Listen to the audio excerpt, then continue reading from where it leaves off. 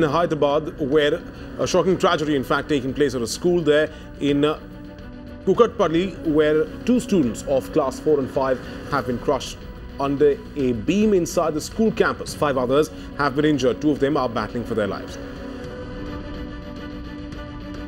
But this is a horrific incident there coming to light. Case of gross negligence claiming the lives of 2 children. In fact, 1 person has been taken into custody. A case has been registered. We have also given to understand that the school has been sealed while a case against the management. Now, angry parents are likely to protest outside the school demanding accountability because there are 2 kids who are practicing karate and they fell prey to this beam that fell on top of them, while 5 are grievously injured at this point. Okay, let's go across now to my colleague Paul Uman joining us live this morning. Now, Paul, yet another tragedy taking place, this one in a school.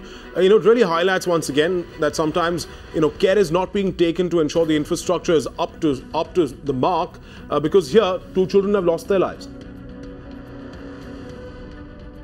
Well, within time and again, Mirana has put out a campaign saying that our students are not safe in school. Several times such incidents come to light.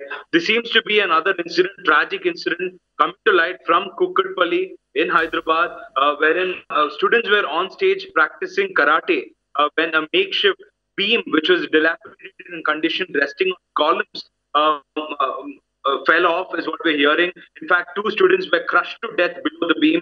They were grievously injured. They had head injuries. They were taken to hospital. On the way, they succumbed to their injuries, is what we're hearing. 3 other students were also injured, and 3 others escaped with minor injuries. As of now, 2 students are battling for life. Immediately, this led to a lot of anger, led to arson, led to stone pelting. Parents had come to the school. Locals gathered outside the school. They indulged in stone pelting. That's obvious because of their anger, which is explainable, which is justifiable. They came, but by the time they could get hold of the management for their gross negligence, they escaped. In fact, the GHMC, which is the local governing body, along with the education department, has now sealed the school. A case of gross negligence has been booked against the management. 1 official has been taken into custody. They will be probing the incident. They will be seeing what exactly led to the condition of this structure, what exactly led to this accident. Parents are claiming that this particular beam, as well as this structure, the stage, was in a dilapidated condition.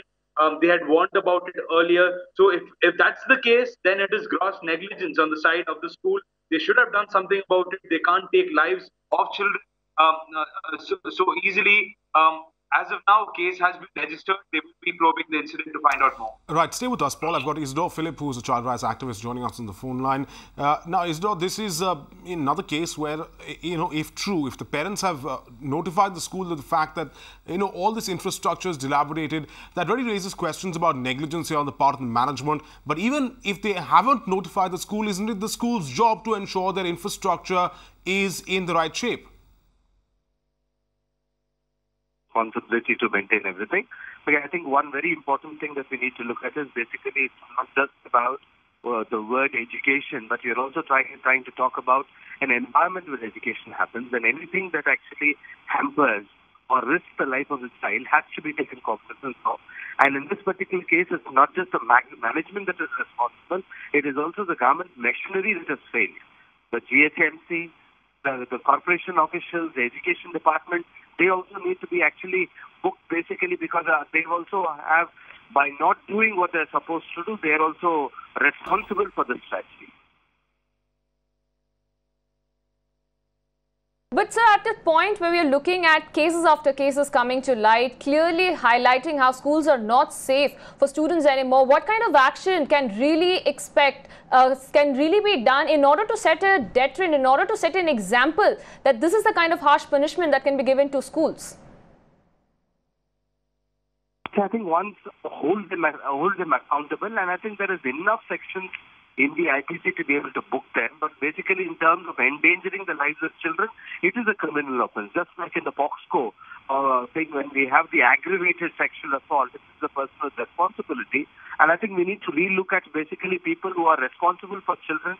If they endanger the lives of children, they need to be having a higher quantum of punishment. And I think this is the only way by which we book the government, the people who are responsible to monitor, as well as also people who are responsible to deliver both together for this particular tragedy will actually set the tenor, because we have had Kumbakonam fire accident till now. We have come a long way, but the problem is nothing much has changed on the field, in the way we monitor, in the way we regulate, and in the way we maintain our schools.